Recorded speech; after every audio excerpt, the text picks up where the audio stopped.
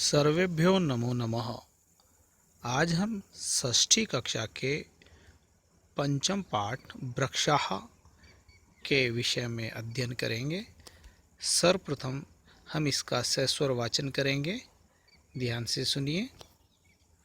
वने वने निवसन्तो वृक्षाः वनं वनं रचयन्ति वृक्षा शाखादोलासीना विहगा तैः किमपि कूजन्ति वृक्षाः पिबन्ति पवनं जलं सन्ततं साधुजना इव सर्वे वृक्षाः स्पृशन्ति पादैः पातालं च नभः शिरस्सु वहन्ति वृक्षा पयोदर्पणे स्वप्रतिबिम्बं कौतुकेन पश्यन्ति वृक्षाः प्रसार्य स्वच्छायासंस्तरणं कुर्वन्ति सत्कारं वृक्षाः। इसका सस्वर वाचन है और इसके कवि का नाम है डॉक्टर हर्षदेव माधव। अब हम इसका अर्थ करेंगे। ध्यान से सुनिए। देखिए, वने वने निवसन्तो वृक्षा, वने वने जंगल जंगल में, निवसन्तो रहते हैं, वृक्षाः पेड़। तो जंगल जंगल में पेड़ रहते हैं, प्रत्येक जंगल में पेड़ निवास करते हैं। वनम वनम रचयन्ति वृक्षा, और पेड़ जंगलों को बनाते हैं। अर्थात जंगल पेड़ों से बनते हैं और जंगल में पेड़ होते हैं। कि बिना पेड़ों के जंगल नहीं बन सकता और जंगलों में पेड़ होना आवश्यक है। यदि जंगल है तो पेड़ है, पेड़ है तो जंगल है। बहुत सारे पेड़ मिलकर के ही जंगलों का निर्माण करते हैं। इसलिए प्रत्येक जंगल में पेड़ मिलते हैं और यही पेड़ जंगलों का निर्माण करते हैं। आगे देखिए। शाखा दोला सीना विहगा। शाखा, शाखा का मतलब होता है पेड़ की शाखाएं। शाखा मतलब जो इनकी तना होता है, टहनियाँ होती है, तो टहनियों को शाखा बोलते हैं। दोला मतलब होता है झूला, आसीना मतलब बैठे हुए, विहगा मतलब पक्षी।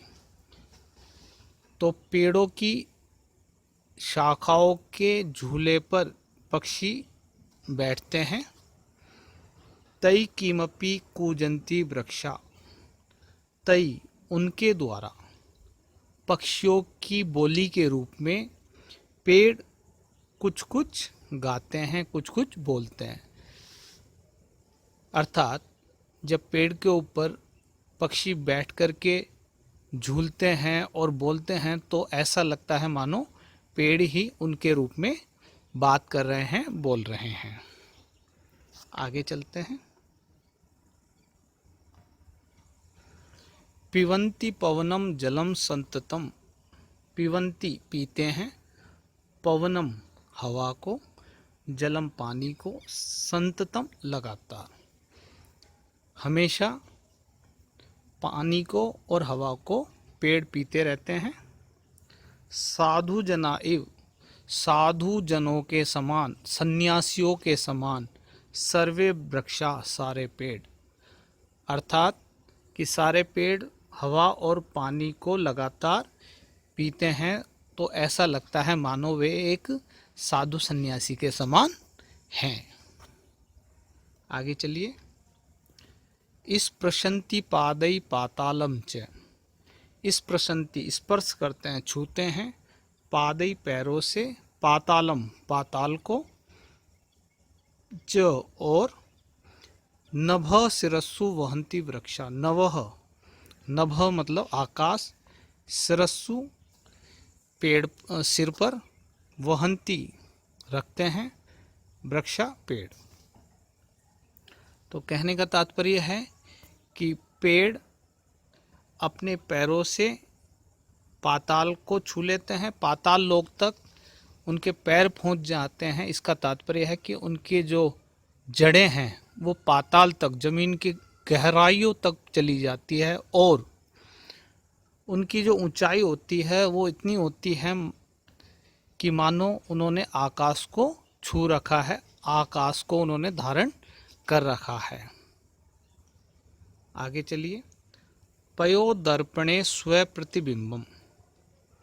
पयो, पयो मतलब पानी, जल। दर्पणे, दर्पण मतलब दर्पण, शीशा, आईना। स्व प्रतिबिंबम अपना प्रतिबिंब।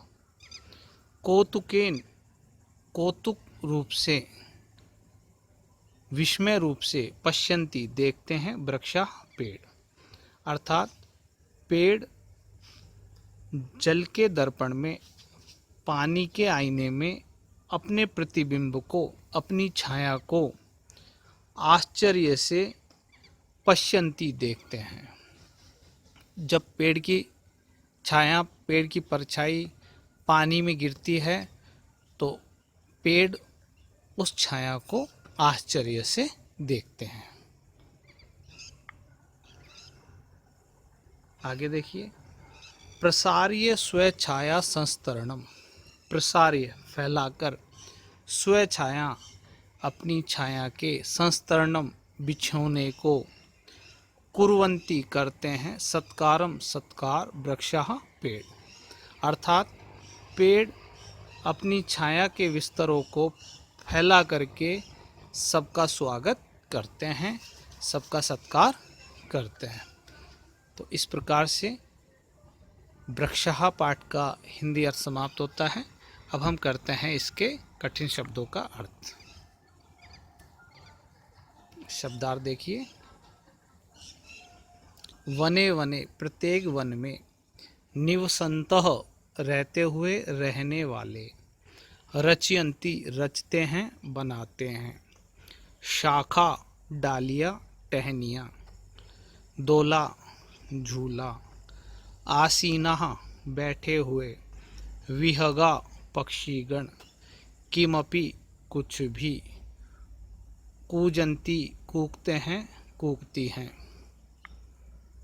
आगे देखिए। संततम निरंतर, लगातार, साधु जना तपस्वी लोग या सज्जन, इव की तरह, पिबन्ति पीते हैं, स्पृशन्ति स्पर्श करते हैं, नभः आकाश को, शिरस्सु सिर पर, वहन्ति ढोते हैं। पयो दर्पणे जल रूपी दर्पण या आईने में, स्व प्रतिबिंबम अपने प्रतिबिंब को, पश्यन्ति देखते हैं। आगे चलते हैं।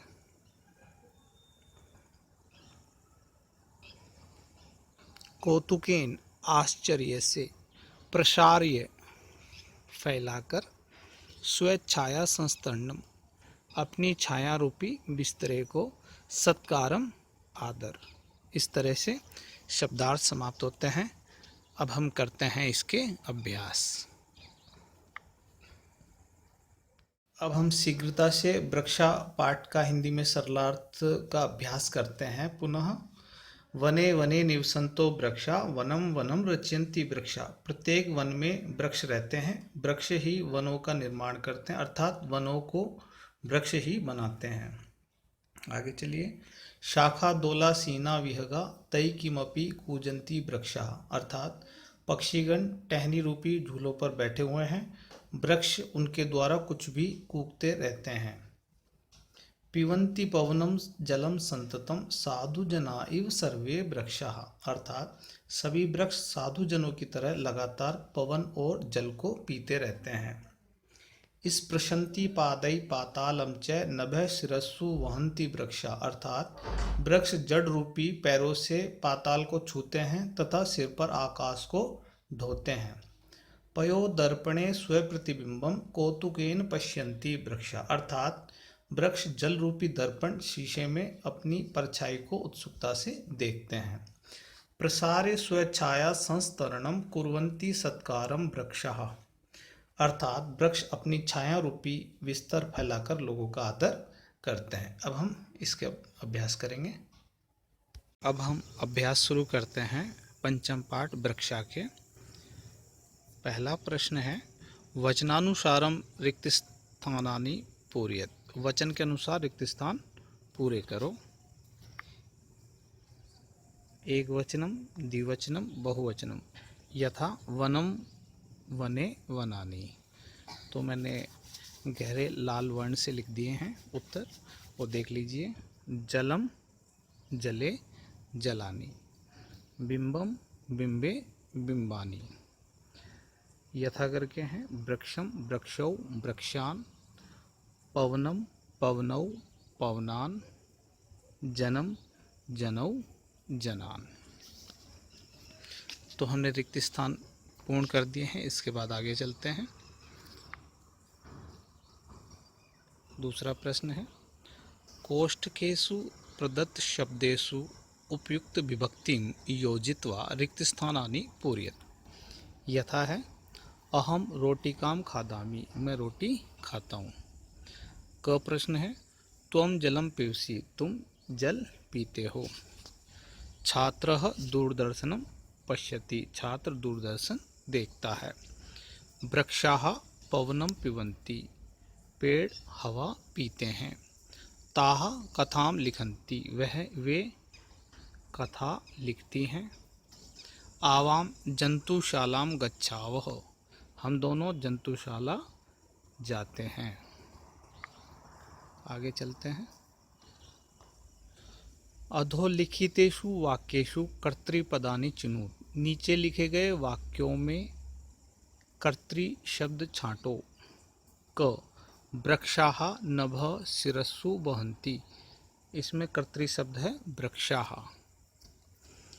विहगा वृक्षेषु कूजन्ति, पक्षी पेड़ों पर कूजते हैं, इसमें कर्तृ शब्द है विहगा। पयो दर्पणे वृक्षाः स्वप्रतिबिंबं पश्यन्ति, पानी के दर्पण में पेड़ अपने प्रतिबिंब को देखते हैं, तो इसमें कर्ता शब्द है वृक्षाः। कृषकः अन्नानि उत्पादयन्ति, किसान अन्न उत्पन्न करता है, कर्तृ शब्द है कृषकः। सरोवरे मत्स्याः सन्ति, तालाब में मछलियां हैं, तो कर्तृ शब्द है मत्स्याः। आगे चलते हैं। प्रश्नानाम उत्तराणि एक पदेन लिखत, प्रश्नों के उत्तर एक शब्द में लिखो। क प्रश्न वृक्षाः कई पातालम स्पृशन्ति, पेड़ किससे पाताल को स्पर्श करते हैं। वृक्षाः पादै पातालम स्पृशन्ति, पेड़ पैरों से पाताल को स्पर्श करते हैं। वृक्षा किम रचयन्ति, पेड़ क्या बनाते हैं। वृक्षाः वनम रचयन्ति, पेड़ जंगल बनाते हैं। विहगाः कुत्र आसीना, पक्षी कहाँ बैठे हुए हैं। विहगा शाखा दोला आसीना, पक्षी शाखा के झूले पर बैठे हुए हैं। कौतुकेन वृक्षा किम पश्यन्ति, कौतुक से पेड़ क्या देखते हैं। कौतुकेन वृक्षा पयो दर्पणे स्वप्रतिबिंबं पश्यन्ति, कौतुक से पेड़ पानी के दर्पण में अपना प्रतिबिंब देखते हैं। अगला प्रश्न है पांचवा, समुचितै पदै रिक्त स्थानानि पूरयत, समुचित शब्दों से रिक्त स्थान पूरे करो। एक वचनम, द्विवचनम, बहुवचनम। प्रथमा गजय गजौ गजाः, प्रथमा अश्व अश्वौ अश्वा, ये मैंने गहरे लाल रंग से लिख दिए हैं। द्वितीय सूर्यम सूर्यो सूर्यान, चंद्रम चंद्रौ चंद्रान। बिडालेन बिडालाभ्याम बिडालै। मंडुकेन मंडुकाभ्याम मंडुकै। सर्पाय सर्पाभ्याम सर्पेभ्य। वानराय वानराभ्याम वानरेभ्य। मोदकात् मोदकाभ्याम मोदकेभ्य। वृक्षात् वृक्षाभ्याम वृक्षेभ्य।